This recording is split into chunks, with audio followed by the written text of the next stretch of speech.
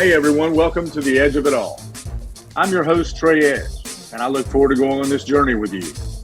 Each episode, I'll talk to guests of all walks of life, and I'll ask them the behind-the-scenes truths we all want to know. I'll reach out to newsmakers, celebrities, athletes, and ordinary individuals who were there during some of the biggest events of our time. Together, we will hear the story behind the story. So let's get started. This is The Edge of It All. Welcome in, everyone, to the latest episode of The Edge of It All. Really appreciate you tuning in today on whatever podcast outlet you have chosen to listen to our show on. We'll remind you whenever you're trying to decide where you want to go to get your podcast. Don't forget our home studio, UBN Go International Network. That's UBN Go International Network. They not only have this show, but numerous other shows that are there for you to choose from. Very entertaining across all kinds of different entertainment spectrums. That's UBN Go International Network. And with that, it is time to introduce our guest for today's show, Mr. Gregg Oppenheimer. He has lived an incredibly interesting life, to say the least. He is the son of the creative mastermind behind the iconic show I Love Lucy. He is an attorney turned playwright turned author. And with that, please welcome Gregg Oppenheimer to The Edge of It All. Gregg, thanks for being with us. Thank you for having me. Really appreciate you taking the time. And as someone of that, I almost hesitate to say age, but I guess I'll go there. My memories of being in my house and watching I Love Lucy, and even honestly my parents, and listening to my father in particular laugh out loud was something I will never, ever forget. But I want to take you immediately to your beginning. And your story is such an interesting one. But I want to start, I guess, kind of toward that start of your life and your experience with the I Love Lucy franchise and the show and your father. And tell the people who don't know. I know you've told the story before, but tell our audience about the first time you met Lucille Ball and how that went down. I was about 4.5 years old, and it was the Staten Island Ferry episode was being filmed. And my sister and I got to go attend the filming. And before the filming, my dad took us backstage and introduced us to Vivian Vance, and we had a picture taken with her. And then Lucy came out, and she, my dad introduced me to her, and she kneeled down, so she was on eye level with me, and she looked at me in the eye and she said, "Where'd you get those big brown eyes?" And I said, "They came with the face." and she nearly fell over laughing. So that's the first joke I think I ever told anybody. Well, that's such an interesting story to me for so many different reasons. Number one, because you just said you were 4.5. Mm-hmm. And that's an awfully quick wit for 4.5. But if you parallel that with where this story goes, yes, it's about love and marriage and life, but so much of this story is about comedy. And at 4.5, here you are with a comedic moment with this figure who became almost larger in life. I mean, do you ever think back of that and think, man, this whole comedy thing, this string throughout my life started at an age that's almost hard to explain to somebody?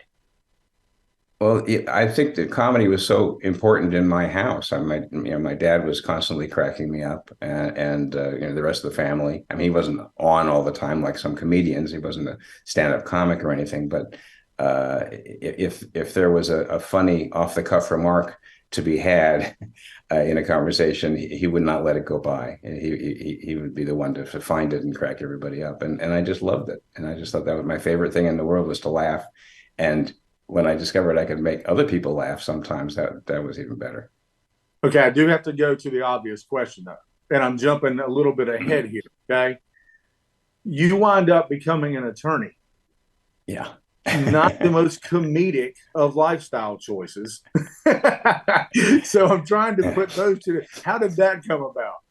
I should note one thing. When I was interviewing law firms, and there was a big law firm came to Berkeley, and I was interviewed with them, and they said, "What do you consider your greatest asset?" And I said, "My sense of humor." And I did not get an offer from that firm. That was not the answer they were looking for. But I would spend as much time as possible growing up around Desi, around other sets that my dad was working on. He was not only a writer, but a producer, but also a director. And I just loved it. I was soaking it all up, the way films were made and all that.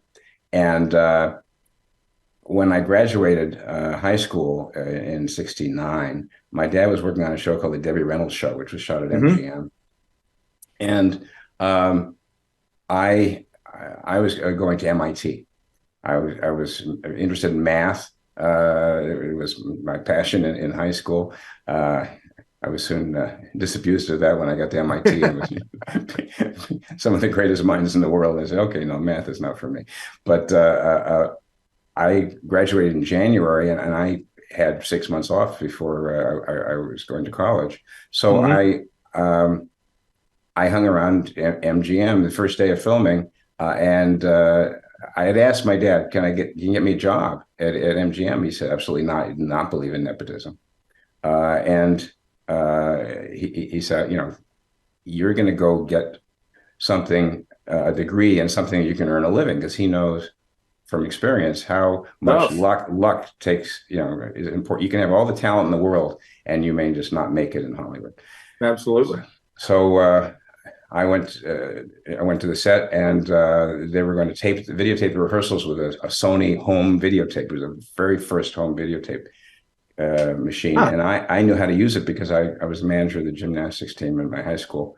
And, wait, say that one more time. I was a gymnastics team manager at my high school. I'm just trying to get this whole scope of things here. I'm going comedy. I'm going manager of the gymnastics team. I'm going attorney.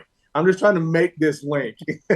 So the guy they were going to have some messenger or something, somebody in the messengers union was going to do what they had him assigned to do the machine, and he didn't show up.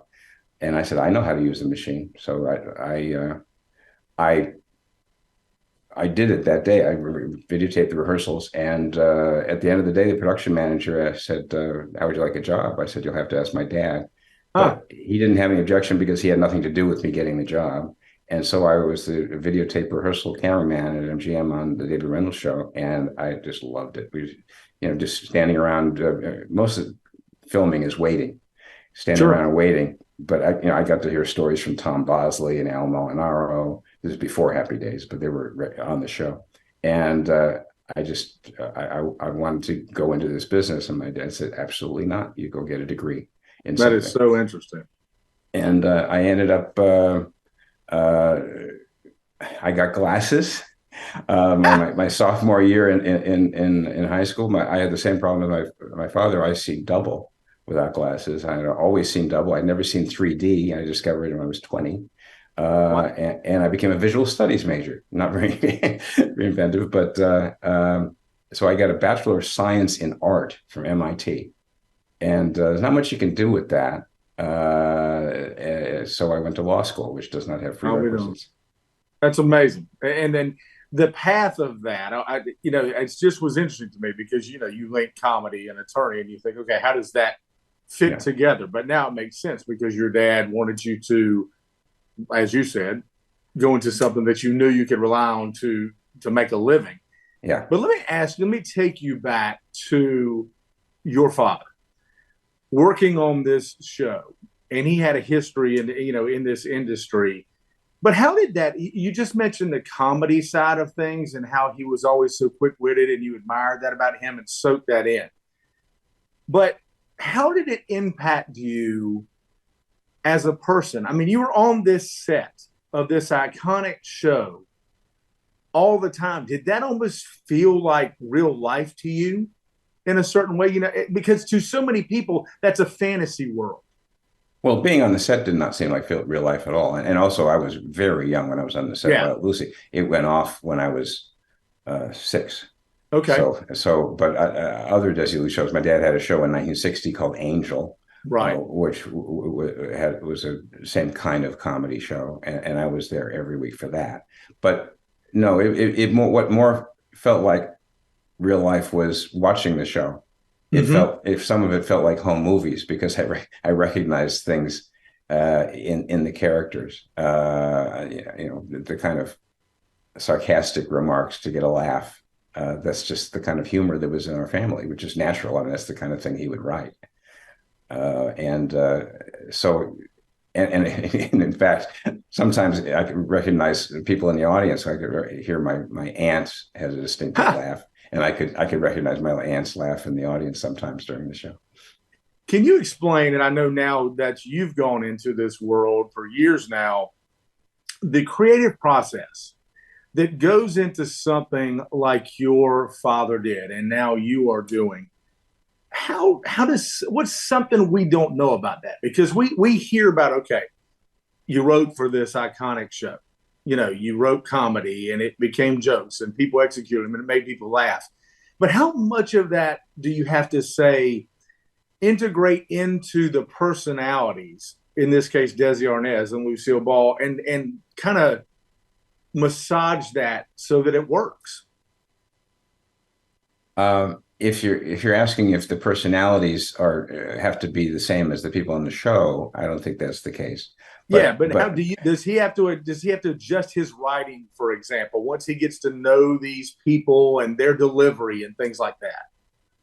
oh yeah, yeah. But I think that's more a matter of casting in the first place. Although in this Yeah. in the case of Lucy, the story there is my dad came to Lucy. He didn't come up with an idea for a show and say, I think I'll get Lucille Ball for this. She had a radio show called My Favorite Husband. It had not been on for very long. This was 1948. And it was written by the people who wrote Ozzie and Harriet. And it was nothing like I Love Lucy. It was called My Favorite Husband. And she played the socialite wife of a bank vice president in a small town. Huh. And their witty banter was sort of like Nick and Nora Charles, the Thin Man. It was very sophisticated, and they were an affluent couple, and it wasn't doing well. And not only that, but it started in the summer, and the people who wrote Ozzie and Harriet had to go back to writing Ozzie and Harriet in the fall. So my dad had been writing a show called Baby Snooks, which starred Fanny Brice, who Barbara Streisand played in Funny Girl, Right. and more recently Leah Michele.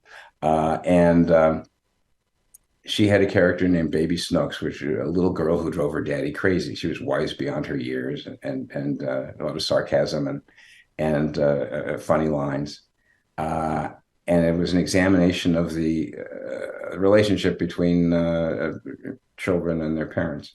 And that show had just gone off the air because TV was coming and the radio budgets were being cut. And so they told Fanny Brice, she was making like $5,000 a week to work one day a week on the radio show, that she had to take a salary cut to $4,000.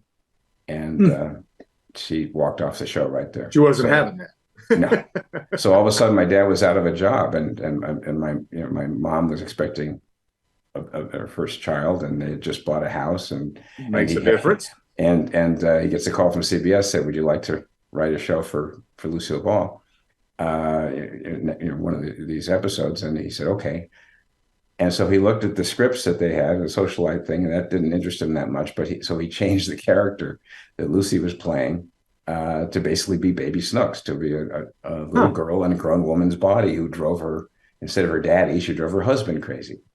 Makes sense, yeah. And they loved it so much that he quickly became the producer, head writer, and director of the show. And that's the character she played from then on, and that's the character that became Lucy Ricardo. Amazing. Looking back now, when did you fully appreciate the importance of the show? But what I mean by that is not just that it was a successful sitcom. And in today's world, I'm not sure younger generations even know what a sitcom is anymore. Yeah. But we grew up in that world, and you can measure its success by simply how many people enjoyed it. Okay, that's great.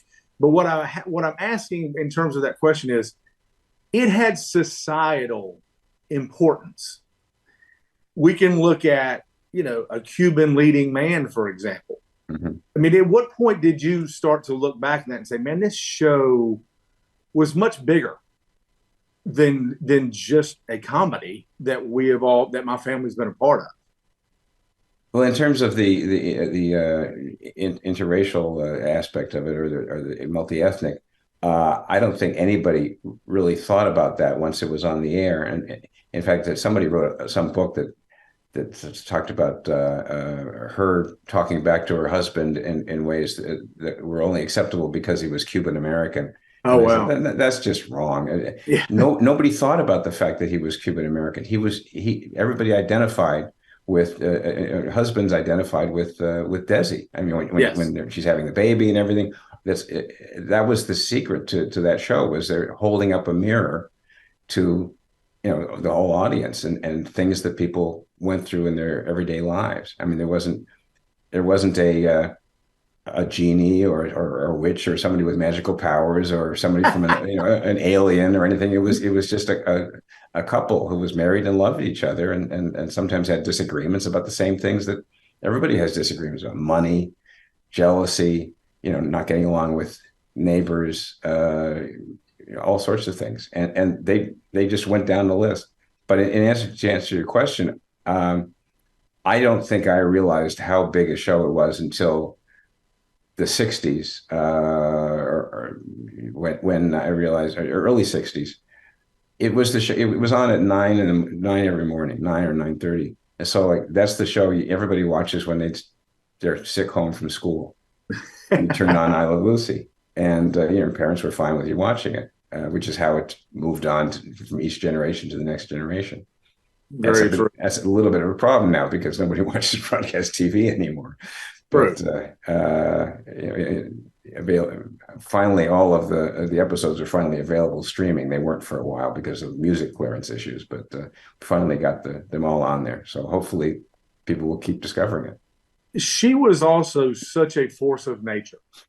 And we're talking about Lucille Ball. And again, we're talking with Gregg Oppenheimer, the son of the creative writer for the show I Love Lucy. And Gregg has gone on to do great things with this franchise and his own projects. And we're going to talk about that a little bit later in the show. But I looked at something where I looked back at some episodes and I looked back at some things that were impactful. And if you just simply look at one snapshot in this legacy show that was their marriage, and the part where she was pregnant and having a child, and you can correct me here if I tell the story wrong, but was pregnant in real life. And that was not something we saw on TV at that time. And you also saw her almost not being satisfied being at home. And that was the force of some of these comedic episodes where you would see her try to get on to Ricky's show, and all of a sudden appear in these crazy costumes or take these crazy jobs. It was almost a foretelling of generations to come to other women, it seems to me. Well, yeah, that was the essential contradiction in the show, which was that the way Ricky talked to Lucy was very much of the time of the 50s. The man's home in his castle, and he should be able to tell the wife what to do. But she was having none of it. She'd say, "Oh yes, okay," and then ignore what he said. So she was, a feminist of her time. Yeah. I mean, there were some things that very few things, like when he spanked her, that not acceptable. No. But again, that went back to, at the time, spanking kids was very common, and that was because she was playing a little girl in a grown woman's body, and that was part of that. It was also, if I'm not mistaken, the first show in front of a live studio audience. It was the first filmed show in front of film show, yes. Most of the shows at the time were done live from New York in front of an audience. Milton Berle and all that was done in front of an audience, but this was a filmed, scripted show in front of an audience with 3 cameras moving around. That technology just did not exist. Nobody had done it before. I think the closest was Amos and Andy, which started just before I Love Lucy. Used a couple of cameras, but no audience, and they could put the lighting anywhere because there was no audience. Yeah. They didn't have to worry about blocking the vision or anything. But to make it work with film cameras and 3 cameras and audiences in bleachers, the idea of audience sitting in bleachers on a sound set was, they just had to make that up. They in fact, they were looking for a theater. They wanted to film it in a theater, and they couldn't find a theater that was right. And uh, a friend of Al Simon, who was the associate producer, called him and said, Earl Spicer at RCA, in fact, said, a friend named Jimmy Nasser, he's got a studio called General Service Studios. He's in really bad financial shape. Could you go try that, look at that for your show? And he said, we're not looking for a studio. We're looking for a theater. And they said, well, do me a favor, just, for me. He said, okay, we're wasting our time. Al went and looked at it, and they realized, wait a second, in the theater, we're going to have to strike the sets as soon as it's over. Mm-hmm. and not build real substantial ones. If we rent this place, we can do it. We can rehearse all week, and we can build substantial, realistic sets. And so he on the spot, he rented the place for $1,000 a week for a year, and he got back to Desi's office, or my dad's office, and told him and Desi, and he said, we were not looking for a studio, Al. And he says, and we didn't authorize you to sign a lease with anybody. And he said, yeah, but they didn't know that. So again, the amazing ways that this show was groundbreaking is the story we call our show, the edge of it all, the story behind the story. That's the part of this I don't think people truly get until they listen to someone like you talk about it. Lucille Ball and Desi Arnaz married in real life. How much of that real life do you think spilled over into this show? Well, their relationship and the truth behind their love for each other clearly spilled over, and that's part of the magic that made it all work. And in fact, nobody knew how good Desi was going to be. I mean, he hadn't done this kind of thing before. It was, totally new, and he turned out to be fantastic. He was a perfect foil for her, and the ultimate thing of that was when she comes to the club and tells them that she's pregnant. Yeah, and he basically lost it, and they both started crying. They both remembered, the moment when she told him that they were going to have a child in real life, and it was the most emotional thing.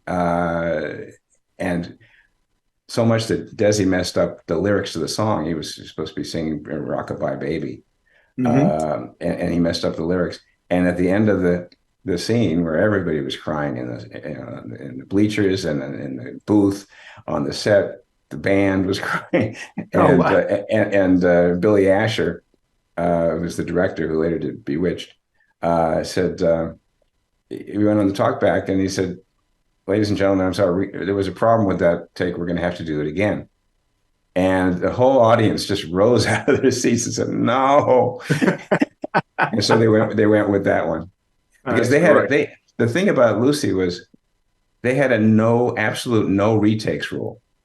Oh, wow. When you see it, you're seeing the first take. They said, this is like opening night on Broadway. We're doing a play. If somebody messes something up on Broadway, they don't just start over again. We don't do 3 different ways and see how we like it. It took them 45 minutes to film one of those. It now takes 3.5 hours at least. That's incredible. Yeah, and that's one of the reasons it's so fresh. And so the reaction you're hearing is not a laugh track. You're hearing the audience hearing the jokes and laughing at them for the first time. Anybody who's gone to see a sitcom filmed or taped will know that the warm-up guy always says, okay, now we're going to take that again. Please laugh at the same places. And you can do that, but it's not quite as believable. Yeah. No, you lose the spontaneity. That's incredible. Yeah. The one time when Lucy got caught in the freezer, they had all this extensive icicle makeup for her, and that took an hour to put on. So they shot the climactic scene with her in the freezer with just a couple of things that made her skin white and everything. So it looked a little frozen. but not the elaborate icicle makeup. And they did that, in 5 minutes. And then they shot the scene, and then they finished the show, and then they announced to the audience, okay, we're going to reshoot the scene in the freezer with this icicle makeup. It's going to take an hour to put on. You're free to stay if you want, but the show's over. Thank you, everybody. Nobody left. Everybody just sat there for an hour and waited, and then it was there for the reshooting of the scene. It's great. It's fun watching you talk about these episodes because I know this has been your life. lately. Yeah, you can see, true. You can see this, you start to light up when talking about it. And it leads me to ask you, do you have a favorite episode of I Love Lucy? Oh, yeah. The William Holden episode at Round Derby. When he comes to their apartment and their hotel room and Lucy's nose catches fire. That's my favorite for a lot of reasons. For people who don't know, he just said nose catches on fire. Just go watch it. And it took my dad a week to talk Lucy into doing that. She was afraid her hair would catch fire. And they fitted her with a special putty nose that putty does not burn. And a myth has grown up mostly from Lucy, because Lucy said it, but that her nose wasn't supposed to catch fire, but she just kept going. Well, as one of the other writers, Madeline Pugh, once said at one of these panels, she said, if Lucy's nose was not supposed to catch fire, and it did, there would have been 85 people on her in about 3 seconds with fire extinguishers and everything. She's a very valuable asset. Yeah, to say the least. They also, Desi and Lucille Ball also had children. You were the son of the creative force behind this show. Did you have a relationship with them at all through the years? Well, not through the years. At the time, I went to a couple of parties at Lucy and Desi's home in Beverly Hills. But then I didn't see Lucy or Desi Jr. for, we called it Little Lucy. Little Lucy. In my household, and a lot of people did. Until when I finished my dad's memoir, it's called Laughs, Luck, and Lucy. In 1996, it was published.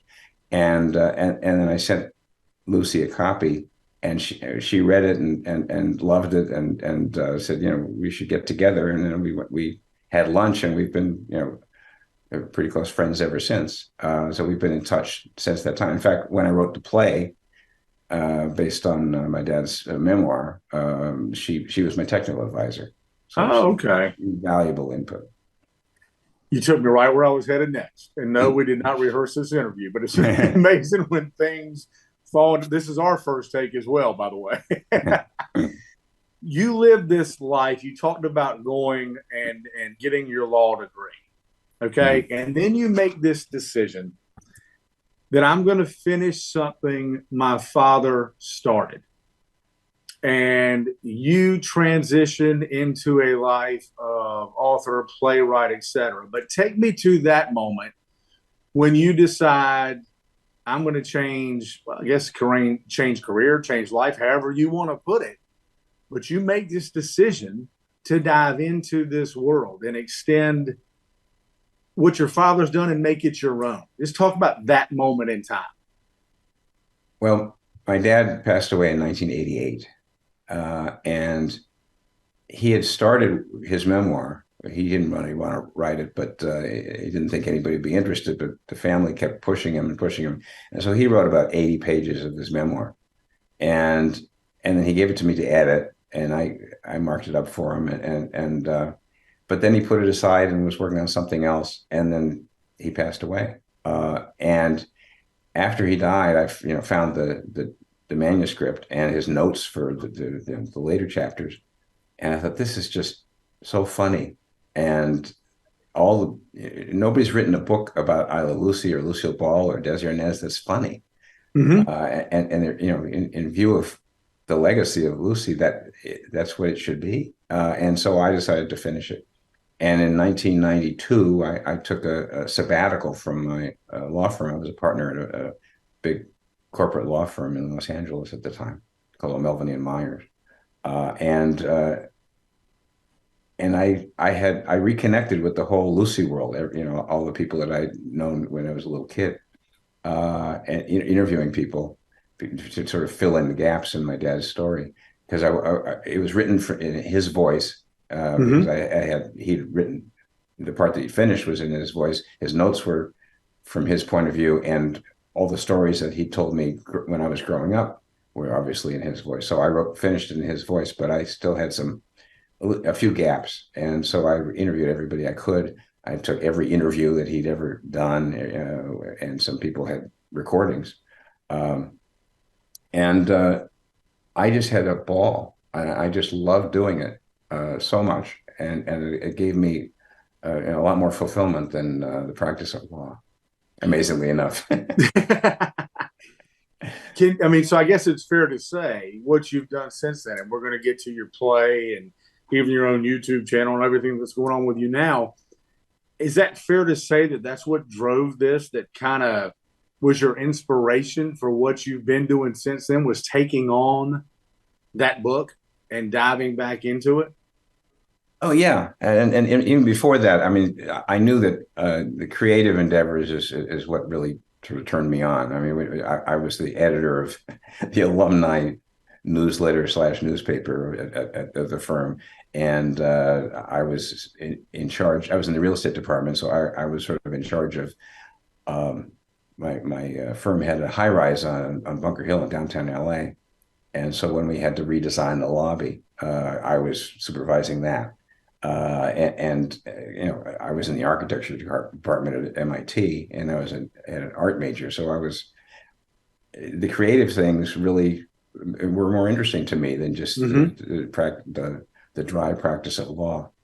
And gotcha. And I was just very happy when I was working on that kind of thing. I took sculpture classes when I was a lawyer. Thursday I was getting ready to say you were a well-rounded person, but off the heels of you saying taking sculpture class, that's probably a bad play on words. But before we turn to what you're doing, I want to ask you, when you dove back into this, when you said you dove back into this world of Lucy, this I Love Lucy, what was something when you got back into this, or even that you've learned since, or even remembered since, that people just didn't know, that you didn't know? It could be about the inner workings of the show. It could be something that happened on the show. It could be anything, but something that stands out to you that when you dove back into this, you just went, man.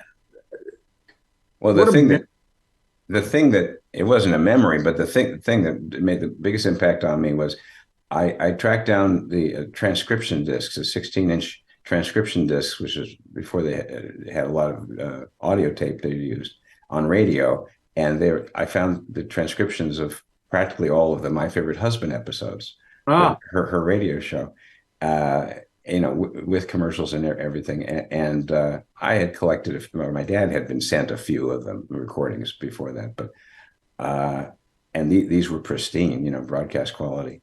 And when I came to the one, which was the very first episode that my dad wrote on spec, or they asked him to write, where he changed the character.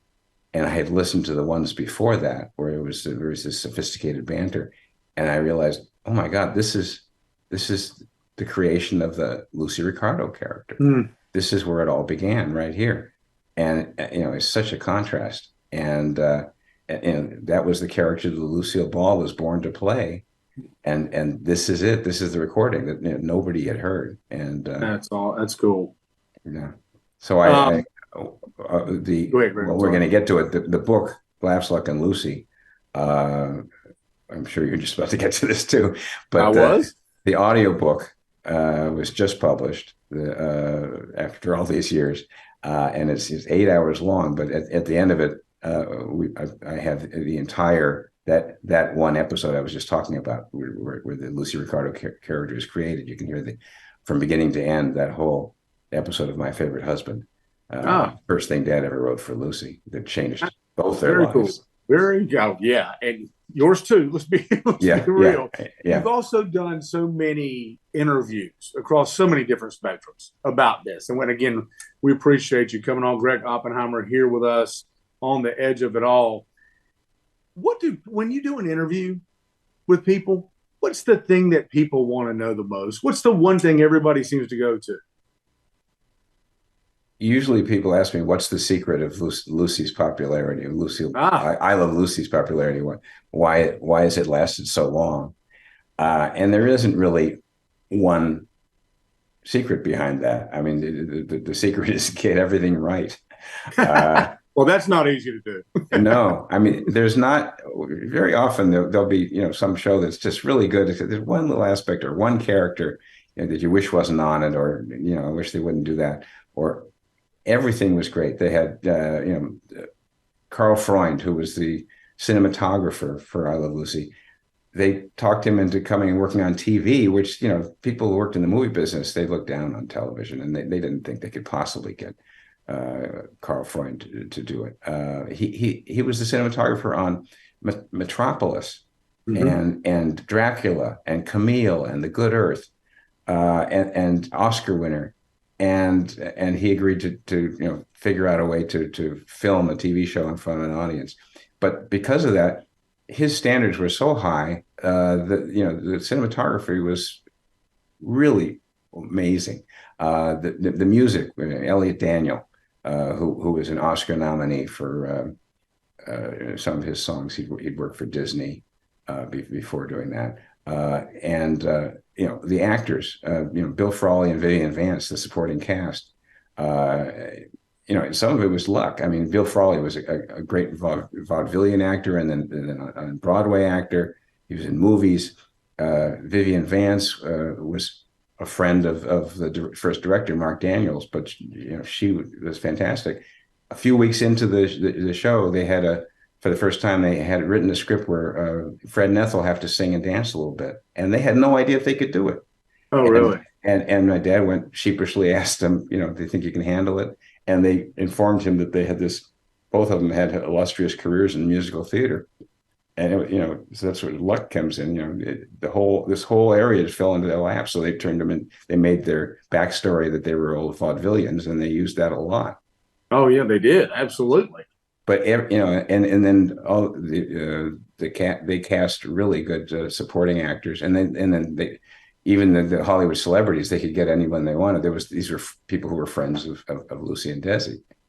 Yeah, and they worked for scale. Yeah. Take us to your play.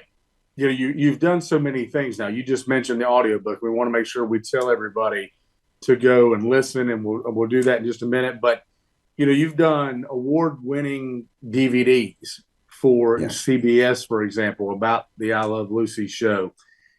What about your play? You premiered in 2018 in LA. Full cast recordings available on Amazon, Audible, LA Theater Words, toured nationally, I believe, recently. Yes, this year. So tell us all about that, how you came to do that, and where we can access it. Well, the book had been out for a while, but every 10 years or so, somebody does a movie about Lucy and Desi, or about I Love Lucy, usually about Lucy and Desi and their romance. I think the first one was 1989, called Lucy and Desi Before the Laughter, and then there was one with Rachel York in 2003 called just Lucy, and then Aaron Sorkin just done one recently. But they're always so grim, and I thought, and they also did not really go into the amazing story of how I Love Lucy came to be. They touch on it, but why do you think they're grim, Greg? Why do you think that is? Because I think it's because they're all focused on the eventual divorce. Yeah, their marriage broke up. But the amazing true story is really very funny, and when they were making that show, everybody loved the work. Everybody could not wait to get to the typewriter or the set or whatever they were doing, and they were so proud of it and had so much fun. You can't do a show like that and have that kind of success and longevity for a comedy if everybody hates everybody. Yeah. But people, people who make movies are looking for conflict. So I wanted to write a screenplay or a play or something that felt like you're watching an I Love Lucy. It had the same kind of humor, because that the people who are going to watch it are fans of the show, so I know they like that kind of humor. And when I finally started writing it, it came surprisingly easy, using the actual words of the people at the time. And so we came up with something that I think one of my favorite review said it has all the heart and humor of an episode of I Love Lucy itself. And that had to be great to read. Oh yeah, we got when it premiered, Sarah Drew from Grey's Anatomy. Plays April Kepner on Grey's Anatomy, played Lucy, and Oscar Nunez, who was Oscar the accountant on The Office, played Desi, and Seamus Dever, who was on Castle, played my father. And we did it. I did it because it starts in radio with My Favorite Husband and Lucy on the radio. I presented it as a radio play. Okay. Because I love that medium. It uses your imagination, but you get to see the actors on the stage, and it just worked. I probably one of my favorite weeks of my entire life is going to every performance. The first week that it was playing at the James Bridges Theater, and it was just fantastic. I think I gave you a clip. Yes, from that. We do. If you want to show it. Yep. We again, you've done this play, you do the DVDs, but I want to make sure we touch. That's not all you do here. Oh, I should mention where people can go get the play. Yes, do that, please. The easiest place to go is lucynet.com. Lucynet.com, which is my website. There's a bunch of links there where you can do the download. The complete full cast performance. It's only $4.99, I think. And it's very fun. It's a lot of fun. And it's available now. If anybody wants to produce the play, it's very easy to produce because it's done as a radio show. If you have a community theater or high school drama or college or whatever, Next Stage Press has published the script and is licensing the performance rights. Okay. You also mentioned the audiobook edition of the Laughs, Luck, and Lucy. Want to make sure people, I guess they can get that anywhere, Audible, wherever they go to get their audiobooks, they can do that now? Right. They can do it on Audible, Amazon, also on lucynet.com. I've got links for that. And it's got a supporting cast of 28. Oh, wow. Because I intersperse it with classic performances by Lucy and Desi and Bill Frawley and Vivian Vance, Gail Gordon, Hans Conried, Rudy Valley. You even got the tap dancing of Fred Astaire on the thing. Plus, it's got lost I Love Lucy scenes. Okay. Once they're not in reruns. Yeah, and Gregg Oppenheimer joining us here on The Edge of It All, where we get the story behind the story of I Love Lucy. And we appreciate you coming on and sharing these stories with us. But you also have a YouTube channel. Yes. You want to tell us about that? Well, for years, starting in 1998, I got together everybody who had ever appeared on I Love Lucy or My Favorite Husband, who was still around. And we did a fundraiser for the Elizabeth Glaser Pediatric AIDS Foundation. And we called it Lucy's First Sitcom, a reunion. And we recreated 2 episodes of the radio show on stage and raised $40,000 for the Pediatric AIDS Foundation. And I had so much fun that I became a director, a stage director. And I've been doing that every year since at various conventions and things where we recreate all sorts of radio shows. And so directing has been my passion for a while. And in the pandemic, I was getting a little stir crazy just sitting at home. And so I thought there must be some way of doing this remotely. And so we developed a technique, we call it online radio theater, where all the actors are on their iPhone and it looks like they're together and the imagination takes over. And so we recreate all sorts of radio shows. We did a Burns and Allen. I Brad Zinn does a wonderful George Burns, and Rich Little was our first guest star as Jack Benny, and Diana Canova came on and sang a song. And recently, my most recent one was Groucho on the radio, and we got Frank Ferrante, who's the world's greatest Groucho. He was in Groucho on Broadway for years, and that's available on my channel now, which is just very cool. At Gregg Oppenheimer on YouTube. All right. Last question before we let you get out of here, Gregg. Sure. Random question. Is there anywhere in the world where I Love Lucy is not playing at some moment? Honestly, it's everywhere, even in 2023. It is a history-making show that continues to make history for generations. And I'm just wondering, is there ever a place where it's not playing? I haven't found it yet. If anybody would know, you would know. A lot of people learned English from I Love Lucy. Really? Yeah, I don't know how many times people have told me that, immigrants to the country and they watch I Love Lucy, and you can tell what's going on, I guess, well enough, and it's a great way to learn English. I would not have put that together with it, but the tentacles of this are incredible. I learned to read I Love Lucy, but I was reading scripts. Well, and let's take it back to the beginning of this interview. You were reading scripts and you were cracking jokes at 4.5. So yeah, it's come full circle, right? Yeah. Gregg, tell us one more time where you want people to go to access all these different things you are doing. LucyNet.com. LucyNet.com. Links to everything. Yes. Links to everything. So we can find it all at LucyNet.com, whether it's the play, your YouTube channel, the book, all of that. Absolutely. Gregg, we appreciate it. What a life. What a story. And not just the story of I Love Lucy, the sitcom, its influence on society, entertainment, but it's also for you. And the great thing for me talking to you is this is a family story, and that makes this whole thing kind of cool. Mm-hmm. And I appreciate you coming on and kind of talking about that side of it. What made it different? And I think the part about, the different take on the play, it not being grim, is something I want people to take away from this, that, we need laughter now more than ever. Absolutely. It's a great place to get it. I hope they will. If you like it, if you get the play and download it and like it, post a review. There you go.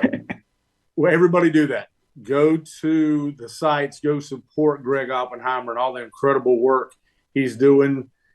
Get the play, do whatever you want to do it. Find people to produce the play, whatever it is. I Love Lucy, the franchise, the show has been influencing people and impacting people for generations, and that's not going to stop anytime soon, thanks to Gregg Oppenheimer. I should mention the audiobook, all the purchase price of the audiobook, all the proceeds go to the Entertainment Community Fund, which used to be called the Actors Fund, yes, which is to help people in all branches of the creative arts. Gregg, we appreciate you. Thanks for coming and talking about your story and the story of I Love Lucy. Thank you very much. That'll wrap up this episode of The Edge of It All. Be sure to listen to us on our home network. That's UBN Go International Network, UBN Go International Network, or wherever you get your podcast. You can also find us across all social media outlets, wherever you want to go to look us up on social media. Do that. Please like, follow, and subscribe. Gregg, thanks again for coming on the show. We really appreciate it. Thanks for coming on The Edge of It All and sharing your story with our audience. Thanks, Gregg. Thanks for having me. Thanks to everyone for listening to The Edge of It All, the story behind the story. Each episode, we bring you a new story with inside scoop you have never heard before. Till next time, everybody.